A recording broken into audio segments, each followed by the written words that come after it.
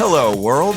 Welcome to Mastery Through Passion Pod and Webcast, the place where you get professional insights into everything that is communication, NLP, hypnosis, coaching, business, and more.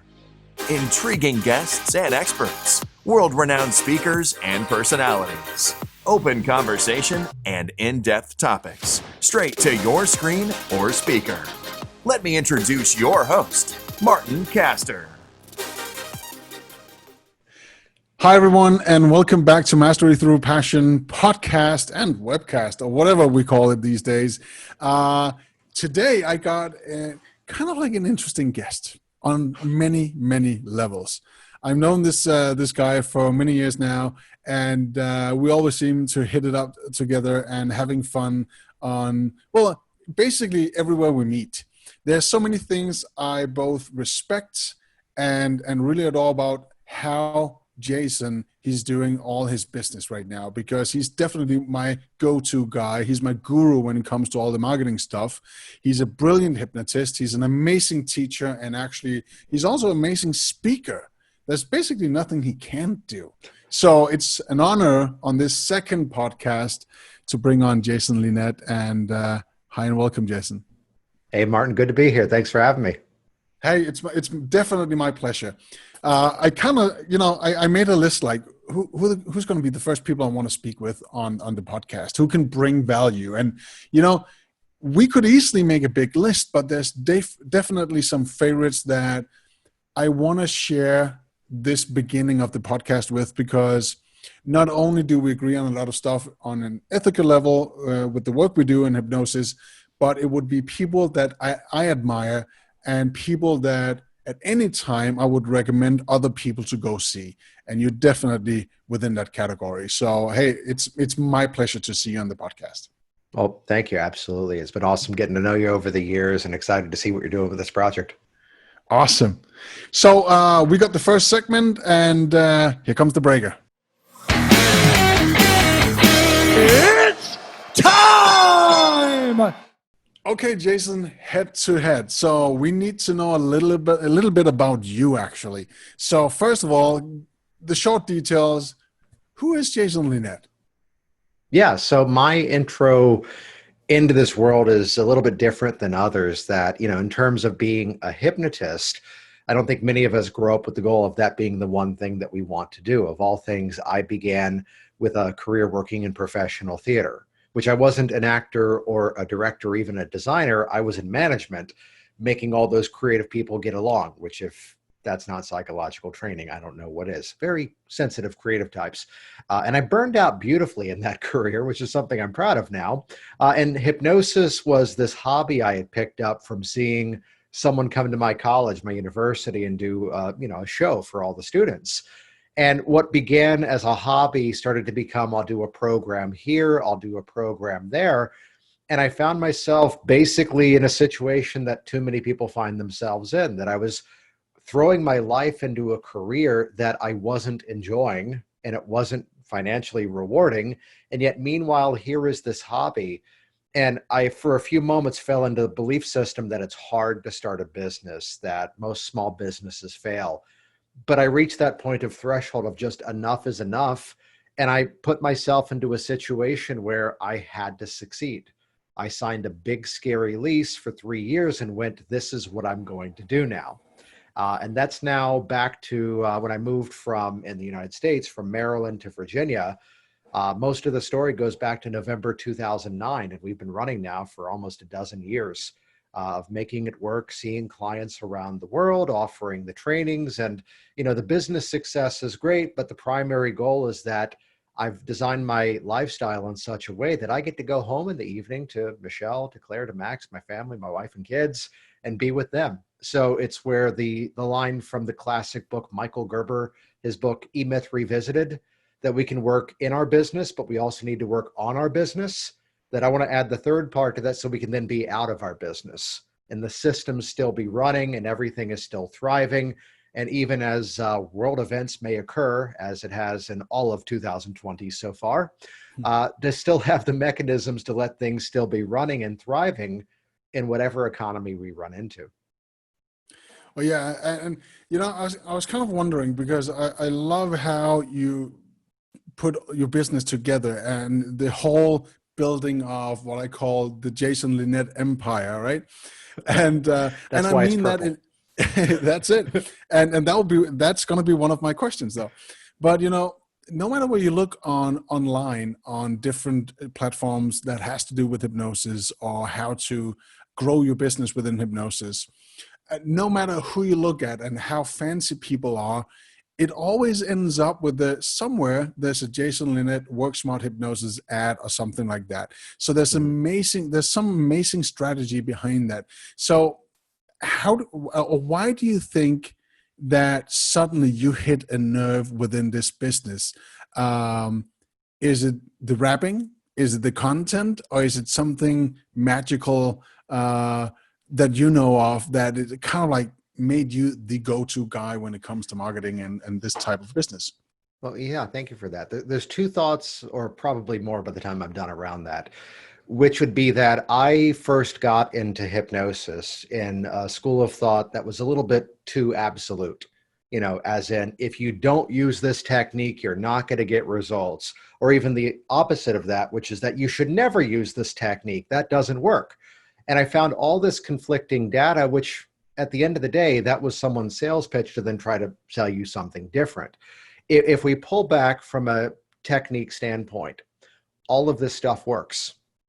We just have to use it. And we know that the more we work with clients, whether someone watching this is a hypnotist or anything other than a therapeutic outcome, or even a past client as well, when we look at it, you can't say this technique is neither good nor bad because it's a matter of how the person makes use of it.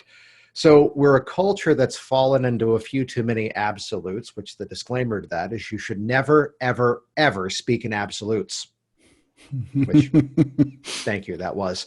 Yep. But it's that revelation that really all of this stuff is effective. And it's a matter of being there, you know, showing up to your appointment with your client and truly listening to what they say. Because the more we actually open up that sensory awareness, the more we realize our clients are speaking in techniques. You know, Hmm. they may come in and here's the obvious one. You know, I just feel like part of me wants this and part of me wants that. If only we had something for that. And to recognize that, again, these techniques are valid. It's a matter of how they're applied to the individual. So this sort of theme of confidence, creativity, and flexibility was really the whole mindset around how we work with our clients, which the benefit of that is you hop into any online forum and you see the dialogue of someone's coming for this. I don't know what to do. Or Hmm. do you have a Yeah. script for this? But Oh my instead to God. get Yeah. into a mindset of here are the tools in the toolbox and to let every strategy we would ever learn become universal, which the benefit now becomes all I have to do to listen is listen to my client, ask myself, what in my toolbox is this like? And then share that message. The other side of what you asked there was the visibility. And I'd Yeah. share it came from an inspiration from an unlikely source. It was an interview with Penn and Teller and Gillette from Penn and Teller. And I loved the nuance of this interview with Penn Gillette, which was that he talked about how they have the biggest marquee in all of Las Vegas. You know, and as much as there are people who are performers there who get paid a lot more than they do, but their billboard is bigger than Celine Oh, Dion. yeah. Their The entire billboard, hotel, actually. it's the entire side of the hotel. The Yeah. theater has their name on it. It sells out every night. But as he put it, if we are not willing to turn off what's working to go do something else, if we don't shut down the show for 3 weeks, for the TV show we used to have, Celebrity Apprentice, he did like 2 or 3 seasons of that. To then, you know, if we don't do if we skip the 7 p.m. show to go to Los Angeles and do Jimmy Fallon, if we don't shut down the show, what the hell, for Teller to go direct The Tempest on Broadway, I think that was where it was, or off Broadway. If we don't do these other side projects, people go, whatever happened to those guys? Yeah. So here they are at the top of their career. And I heard that, and it really changed this mindset that, you know, to break out of the mindset of selling, but instead sharing an opportunity, giving a specific opportunity to go further in something. So, and I see so many hypnotists, so many business owners, even beyond our field, that are timid, that are afraid to make that offer, which people vote with their attention, people vote Mm. with their dollars. So that willingness to broadcast a message, and there is a modern day philosopher that we should all be aware of. Her name is Taylor Swift. That apparently, did you know this, Martin? Haters gonna hate. Oh yeah. Uh, and it's not that I feel there's a lot of them, but it's just this resilience of recognizing that the moment you become more visible, there's going to be some, let's just call them trolls, who aren't going to like what you do just because of a category you fit into. But that revelation that, let's go back to Penn and Teller, there are people who are in Las Vegas seeing shows and they'd rather go see Donnie and Marie. They'd rather go see Celine Dion. They'd rather go see whatever other production. So this is the metaphor of the dog whistle, that if you had a whistle that your dog was trained to respond to, you wouldn't want to go to a dog park and blow the whistle and have every dog come running. So it's this willingness to broadcast a message in such a way that people absolutely see it, because it's coming from a position of, I know the work that I do works. Mm. I know Absolutely. it helps my clients. I know my students are succeeding. And this is the mindset for anybody in business. If you know your service and your product is valid and it makes the world a better place, how dare you not broadcast that message? Yeah. Awesome. And yeah, there might be people listening right now, because this is also like podcast besides the video, but there's something I want to share that maybe not that many people know about you. Mm-hmm. If they know a little bit about the history of hypnosis, there will be a guy called Milton Erickson that was very famous for his very fondness of the purple color, right? And people that know you, if they didn't know it already, they might have recognized there's something about the color purple and Jason also. And to build up this type of the level of respect that your colleagues have when it comes to you, is when you walk into the biggest hypnosis conference in the world and there's somebody who's wearing something purple, other colleagues will say, "Are you sure Jason approved of that?" Which I'm the first to crack a joke about it too. True, yeah, I know. But what I want you to understand also, and everybody listening right now, is that is because of a tremendous respect. Because who could copy a color from maybe the world's most famous indirect hypnotist, Milton Erickson, right? That is his color, but you just do it, and people's well, kind of it was entirely, yeah, it was entirely, the story behind it is kind of funny, which was that I was filming a class. There was a class that I was teaching, and I knew that I was teaching the class. We limited the event to 12 people in the room because we had to have cameras in the space, and it was a small room where I was filming. And it was a class that originally was linear, start here, finish there. But like the stuff in the middle, I wasn't sure what order was going to be best. So I thought, you know what, let me just film the class and we can, change the order in post-production. And this worked out to be like a 2 or 3 day event. And because we did not know the order, I just wore the same thing all 3 days. This way it'd be easier to edit the videos rather than, oh, white shirt, blue shirt. So it was because it was the same color of the suit. And a website designer, they'll often look for a theme, and she pulled out that specific shade and used that for the website. And I looked at it and went, huh, yeah, okay, let's go with that. So the Erickson connection is entirely coincidental. There was a moment that solidified it, that there was a designer who I used to work with, that she was one day working on her website, on my website, and her mother saw the site and she goes, "Why is that man using purple? That's a women's color," which not necessarily, but that's what the mother of my designer said. And my designer at the time was actually working for me on a bit of a trial, that this is how I outsource. Let's, like a first date, let me have you do this one project. And if that goes well, we'll create an ongoing relationship. And this was the moment I officially hired her, because she says, well, he's building a digital media empire and purple is a color of royalty. That's why he's using that. Wow. And my response was, it just made sense. And I go, yeah, you're hired. Which, for what it's worth, the old et tu, Brute, when Brutus stabbed Caesar, that was because Caesar was the emperor but he was wearing purple, pretending to be royalty as the king, and that's why they murdered him. So if this whole work smart hypnosis thing goes down, you can guess what happened. Yeah, exactly. Thank you for sharing that, by the way. But there's something it's powerful, to highlight, isn't it? But there's something to highlight out of that, which is that I hear people in business go, "We need a viral video," which is not how it works. People go, "We need to create this brand," and it's where I tend to say, get out there. And the business model of what Steve Martin described as his approach to comedy and business when he first started just becomes so good they can't ignore you. Yeah. And we don't need to have the flashy brand. We don't need the fancy name, but it's where all of a sudden that was the element that people were reacting to. And I could have made the decision to go, no, I don't want that, and changed it to something else. Yeah. But specifically for one segment of the business, Work Smart Hypnosis, we kept that shade in place and different gradients over time. But I knew I was doing something right when I put out my book, Work Smart Business. And like everyone in my community was going, "Why isn't it purple? Is everything okay?" Like, well, it's a different project, but or the new, the local business, Virginia Hypnosis, people go, "Oh, but you changed it to blue. It's not purple." I'm having to go, it never was.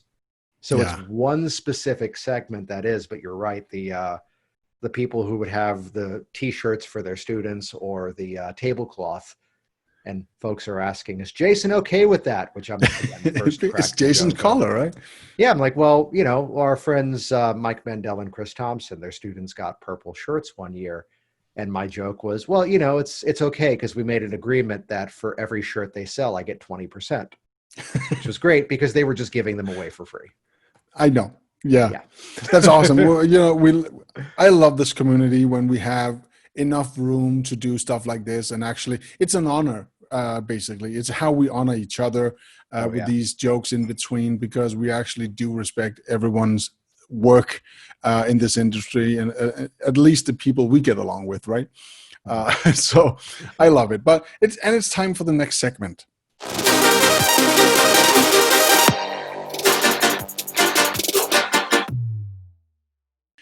Jason, it's time to share your story. And the type of story I was looking for today is when you look back at, the past as it is right now, is there any moment, any situation when you think about it right now that kind of is the foundation of who you are this very moment as a hypnotist, as a teacher, something that kind of like pops up in your mind right now going like, oh, maybe that was one of the moments where I decided, yes, this is what I'm going to do, or took you to the next level.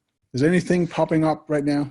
Yeah, something comes to mind, which this story isn't necessarily hypnosis, but there's clearly a hypnotic moment that occurred inside of it. And it's a bit of a personal one that if you hop on YouTube and just, there's various YouTube accounts for different sides of what I do, but there's all these videos dating back to like 2005, 2006 or so. And the joke of that is it's the game of the incredible shrinking hypnotist, which you see videos of me where I'm significantly heavier in weight than I am right now. And then much leaner and, focused a few years ago on transitioning to then getting stronger. That's something you and I've had a bunch of chats over. And it came down to, I had been kind of playing with, let me lose the weight, let me get more fit. And the sort of game where we're putting in a lot of effort, but just kind of spinning our wheels, we're not quite getting the result out of it. And it came down to a singular moment that the side story to this is that my son was born on a Tuesday. We closed on our home on Wednesday, and the movers showed up on Friday, which this was a weird timeline just because the sale of the home had to be delayed for whatever purpose. So like a lot of stuff happened in a short span of time. So newborn baby, finishing up the packing, and we're now in our new home, the one that we're currently living in now. And he was only maybe 5 or 6 days old at this point. So we had just moved in. Everything is in boxes. There's, mattresses on the floor just so our daughter, who was 2 at the time, could have somewhere to sleep. My wife and I would just delivered a baby. And it's this day that he'd fallen asleep, and you can move the kid while they're sleeping. And I go to carry him up the stairs, and it's the setup of, I'm in Northern Virginia where most of the houses are townhomes. It's like sort of that halfway landing up a flight of stairs. And I have to sit down because I'm out of breath and I feel lightheaded and I don't feel good, which at the time I was maybe 40 pounds of fat heavier than my current size. And that was just one of these moments of newborn baby, not feeling well, despite at the time I was, late 20s, early 30s, was young, and just going, this sucks. I'm going to do something about it. And I always come back, which from that point forward, it became effortless to cut out the crap that I shouldn't have been eating in the first place. It became effortless to get rid of the BS stories that we make up to convince ourselves why something has to be hard. It became every reason why religiously I was at the gym on a regular basis, taking better care of myself. And from that moment to, and I mean, the rest of the weight fell off rapidly in that span of time, because just that click was there and the belief system completely shifted. So it's the reality that, if we talk about building a business, yes, there's a lot of foundational things to get set up. Yes, there's a lot of infrastructure to build. And I'm someone who feels the need to constantly dabble and play with it because I know I can level things up and make them better, maybe streamline it even further, provide a better service, give more value to people already in existing online programs. These are things that take time to build. Yet when you rewind these moments back, it's this singular belief shift. And it's this understanding that major life decisions happen in that split moment. Yeah. A moment where, and this is where it gets personal for some of the listeners, a relationship either started or stopped based on a singular point where something became clear and it was either yes or it was no. If someone's belief systems around, politics or religion or even their course of life, the moment that burned me I was in burnout in the theater career, the moment that solidified it, and I don't think I've ever talked about this. I looked at because this doesn't sound good. I looked at my intern, and my intern was fresh out of college and relatively younger than me. And I'm like, you are so much better at this already than I ever want to be. And people keep hiring me because they say I'm the best. And I don't want to get better to your level because my interest is somewhere else. Yeah. And I went, I'm out. Powerful. Yeah. So that really, the old phrase that so many of us use, that, change can occur at the speed of thought. Oh, yeah. Absolutely. Yes, there's actions and things to play out, but this understanding that it comes down to a single decision point where you can't look at the world the way you used to. Oh, yeah. And the click you talked about, when that happens, right? It's kind of like, oh, I'm doing it now. This is it. Yeah. There's no going back, only forward, right? It just makes sense in a way. Mm-hmm. Total mind shift. Absolutely. I think something to assemble it with is when you get your firstborn or your second child, that something happens, especially your firstborn, something happens in the entire body and brain, that when it happens, there it is, my baby, switch off, switch on, something different. It's a total mind change. So I love that story. Similar to that, I mean, I look at the state of people's businesses right now in response to everything going on in this year, and we can listen to the story on TV and here's everything that's bad, but also we can shift that focus and go, where is there a segment that needs the help that we do? Which again, back to that mindset of the ethical marketing, how dare I not broadcast that message to those people? As all of this started to come into effect, I thought back to, in college, I worked for a theme park, Busch Gardens, the ones that are owned by Anheuser-Busch. And as everything 9/11 hit, they doubled down, and they saw people coming to the parks. They saw people still vacationing rather than retreating. So as everything ramped up this year and still is going on, I went, there are specific areas where people need the work that we do. Oh, yeah. This is the time to send more of that out, and kept things up, if not improved it along the way. But always, again, from that place of service, how can I get in contact with these people and let them know, here's a resource, we can help them out. Perfect. And you made the perfect shift right now because we're moving into the business insider knowledge.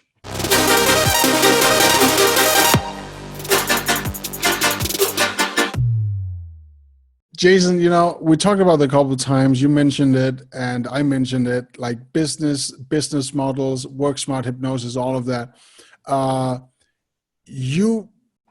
You've done so many things regarding business, and you tried out other stuff, and you stuck with the stuff that really worked, and you tweaked it, and you're still tweaking it. The last time you and I were together back in February at the ICBCH conference, the 3 times during sessions I came up to you to have a quick chat, you were on your laptop. And on your laptop, there was like 4 or 5 windows open with analytical stuff and graphs and all of that. And you still had a conversation with me as you were monitoring everything that was happening in your shop, your online stuff, your courses and everything like that. It's freaking awesome. And I know there's a few people who can manage that, but if we're to break everything down in a couple of great advices from the Jason Linett to people who really want to get their act together when it comes to business, what are like the main things that people should start looking at if they really want to optimize their business game? Yeah, so the first thing that comes to mind is we have to start with the actual person that we're going to possibly do business with, and to embrace the fact that we can get rid of some of the sales dialogue around selling or upselling or conversion, which, yes, these are, things we'll often have to look at in terms of tracking our business. But at the end of the day, it's always about relationships. Yeah. It's always about building a connection with that person. And in my mind, always asking, how can I make that easier for you? So if we're talking personal change of a therapeutic aspect, let's call it out. There are people who overcome fears on their own. There are people who wake up one day and see things differently, as my story was, and they make it easy to lose weight or to quit smoking or whatever the personal change would be. So people have the capability to produce profound change on their own, but not everybody gets there as quickly and as easily as we can help them to do it. So it's where I have to be, first of all, focused on their dialogue, their language. That a friend of mine has a great phrase that the ultimate conversation begins in the language of the consumer in their problem state, and it ends in the language of the expert in the solution state. So we have to be in sync. We have to be in rapport with them. And I see too many people trying to run their businesses by just sell, sell, sell. I always teach this metaphorically that it was 2003 and I did not walk up to this girl at my college and say, you and I are going to get married and have children. Now that we've been married for more than 12 years, it probably would have worked. But instead there was a natural sequencing to, asking out, going out, hanging out consistently, eventually moving in together, getting the cat, eventually proposing, getting married, getting the dog, moving. Yeah. There's a whole sequence to it. So I see too many people who are trying to go for that direct response sale, but instead it's about cultivating those relationships. And especially in the 21st century, the biggest trending thing is that of bringing people into a community. Yeah. People now more than ever want to be a part of something. So if you're building something which is that, and not just from a training aspect, but everyone pointing up at you and going, look how great you are, there's something wrong with that. But it's instead the whole premise I bring to the educational side of what I do, that the more we're all successful, the more we're all successful. Where it's okay if my client was successful, they talk about hypnosis to a friend and they happen to be in Denmark and they end up working with you. Sweet. That's going to benefit all of us. So the first phase of it is you have to build that relationship first. And it's always, again, dictating every step around how do I make that easier for you? Where, putting out a podcast for now going on about 6 years, whether it's putting out, educational materials, webinars, and blog posts, where people are getting that user experience first, and we're providing value. So this is the second point, is that as soon as we start to establish that relationship, we can deepen that relationship by basically bringing people in, and we're not just going for the mental trigger of reciprocity, that it's instead to ask, what can I give rather than what can I sell? where we're building that loyal fan base of people who want more. And, those who have a business will understand what I'm about to say more than others, where you're building this environment where people want to buy the thing you're about to offer even before they know what it is.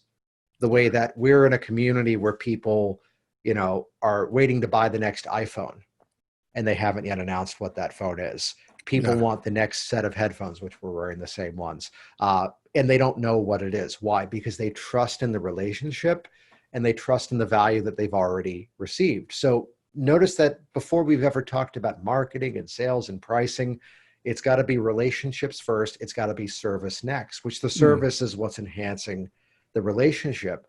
From the bigger perspective, I tend to always live by the premise of under promise, over deliver, which it turns out if only there was a formula to deliver that every single time, which we cracked the code of a while ago, which is that you sell people what they want. And in the process of selling them what they want, you deliver what they need. And as long as you can satisfy those two criteria, you fall easily into that under promise, over deliver, where we don't have buyer's remorse, we don't have complaints, we don't have people asking for refunds because they're getting so. There's a program I just put out recently, which was all about streamlining how your clients call you. But the real meat of that training is about how do we build the value in advance of that call. That's where the real oh wow moment kicks in, as opposed to just, stick a calendar link on your website. No, there's so much more to it. So you match that under promise, over deliver premise, and the formula again, sell them what they want, but deliver what they need. The last part really comes down to the thing that, is what builds everything in my life, that of systems. To look at what is this like? How can I do this again? Or even better, how can I do this in other parts of my life?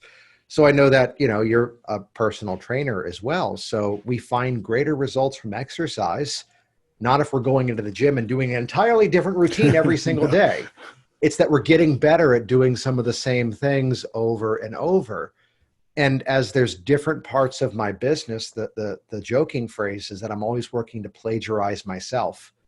So there's an online campaign that we have currently running, which the way that I mapped it out on a piece of poster board with some Post-its that just move around to go, here's the user experience that someone needs to have.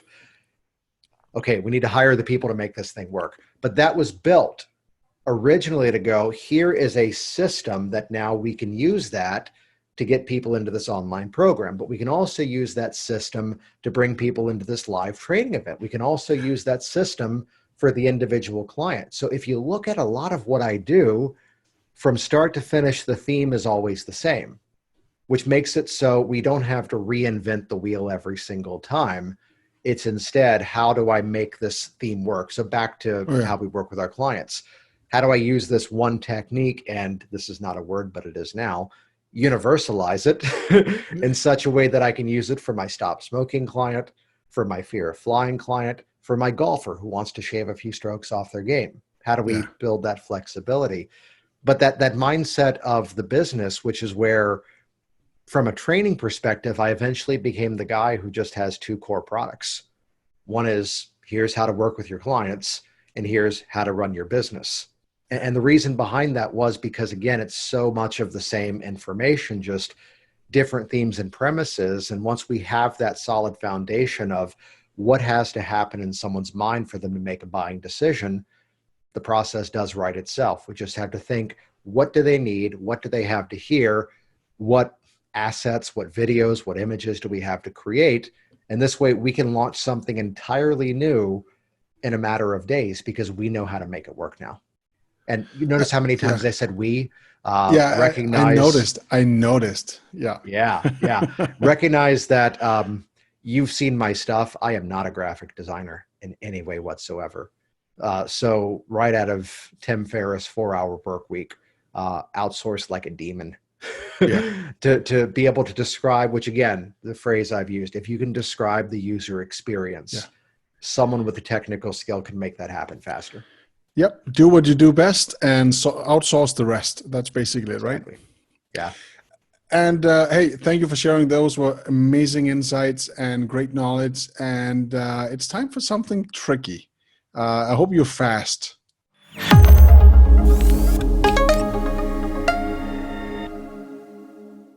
Jason, we got 5 quick ones for you. And the premises are answer as short as and swiftly as possible with the greatest Jason Linett wisdom, right? Awesome. Trust me, it's not going to be difficult. Your definition of hypnosis? Let's see. Automatic reaction in spite of conscious intervention. So it's an action that's happening without conscious thought. The same as you're just, talking to me right now, that's not having to involve a conscious activity. So we're using hypnotic patterns to create that automatic reaction. Awesome. Number 2, what is the most important thing in a relationship as you're seeing a client? I would say the funny answer is someone in a Facebook group a while ago asked, if you had to be limited to 3 techniques, what would they be? And I didn't respond with techniques. I went high fives, confidence in my client, and an unstoppable confidence that they can create the result. So it's that, back to Michael Elner, hope is realistic, that I'm going to see my client as the result and bring them along for the ride. If I can't connect with their outcome, neither of us are going to go there. What is the definition between just a random hypnotist and a pro hypnotherapist? I would say it's that drive to, again, provide even greater value. That the amateur is looking more at the problem. I'd say the professional is more looking, Michael Watson has a great term around evolutionary change, that it's so much more about bringing them along that journey and creating that next phase of life. So the idea of resolving the problem doesn't have to be a game anymore, because the problem is now so completely incongruent to who they've become that it just doesn't fit. So it's that focus of where we're throwing that target. Awesome. And if we're kind of like flipping the sides of the perspective right now, and you were to advise other clients what to look for when they were looking for a new therapist, what would be the key things to look for when you're kind of like looking for a new therapist, a hypnotist to help you out with whatever issue you might feel you have? I'd say my first thought is if you're looking at that first conversation, who is speaking more?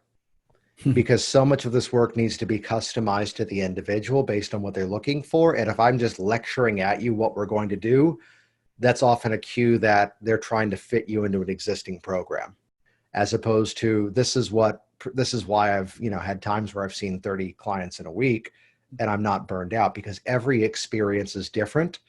Because it's where the old line about this is, you have one mouth and 2 ears, and that should be proportional in terms of your conversation. So that ability to be listened to and actually be heard, I think, is that most important factor. Last one, number 5. Where do you think Hypnosis 2020, where is it moving right now? Where are we heading? I would say that we have found ourselves in a cultural moment where the live services, the in-person stuff is going to rapidly come back with safety, with care, with caution, as it should be. But we have proven a market viability of the fact that everybody is now local, thanks to technologies like this.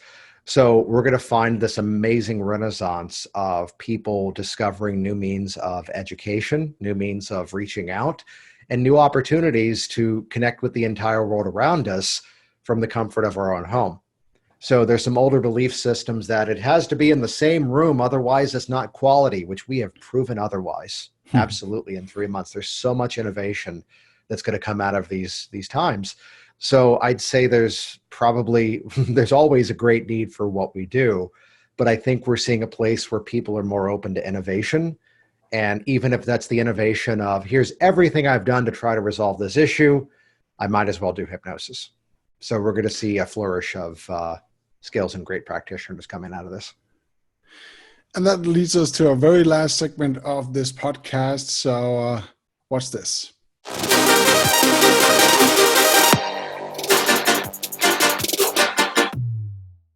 We got a few minutes left, Jason, and we call this last part Happy Ending. And it's not misleading. What I mean by that is we want to end off on a good note, as we do with our clients and our attendees in our classes and the people we know. So is there anything you want to share right here in the last moment that would be a great advice to everybody listening, or something you want to share as an insight? And then I want to know, for the last part of it, what are you up to now? Where can people find you, and all of that? Yeah, I'd share the bigger perspective is that for every bit of challenge that may be out there, for everything that's a difficult moment, there's a different take of the story. That my entire approach to working with clients and even in business changed a few years ago with two clients who came in the same day, and they didn't know each other. They didn't cross paths. And the first one, now that I'm retired, I want to lose weight. And since I'm retired, it's going to be so much easier. And then later the day, different guy, same story. Now that I'm retired, I want to lose weight, and it's going to be impossible. I'm going to want to stay around at home. I'm not going to want to cook for myself. So from the same information, so the most inspiring or the most debilitating word in our language is the word because. And you get to be the one who chooses what that because becomes. So you hear people go that this isn't working right now because of the current state of the world. Well, for that same point of challenge, it could become a different because. A friend of mine is a marketer by the name of John Cook, and he said something beautiful at the beginning of all of this, which is that you should not take advantage of people, but you can take advantage of an opportunity. And I thought that was a beautiful way of summing that up, that from any one specific moment, it could become every reason why we can't. But instead, it could also become every reason why, as my saying is, I got this. This is going to be easy. Nice. And what are you up to next, Jason? What can people find you? Do you have anything coming up soon? Yeah, well, let's keep the theme going rather than kick off with the question of what can I give? We've got a free webinar that's an on-demand event that's been running. It's all about how to create valuable programs for your clients. So it's great for those in the hypnosis community, even those in the therapeutic community. It's a 20-minute presentation. You can find that over at hypnoformula.com. So just like the word hypnosis, but just hypnoformula.com. That'll give you the details as to how to sign up for that free event. We're going to teach you exactly a different mindset around pricing in terms of creating more value, but even better, how do we start to harness research and evidence-based approaches and bring that into our work, so we're building a much more comprehensive change process. So that's a free event over at hypnoformula.com. And then the podcast that comes out every Thursday for free, featuring outstanding guests like Martin Peterson, which you can find that over at worksmarthypnosis.com. So I'd point to those resources.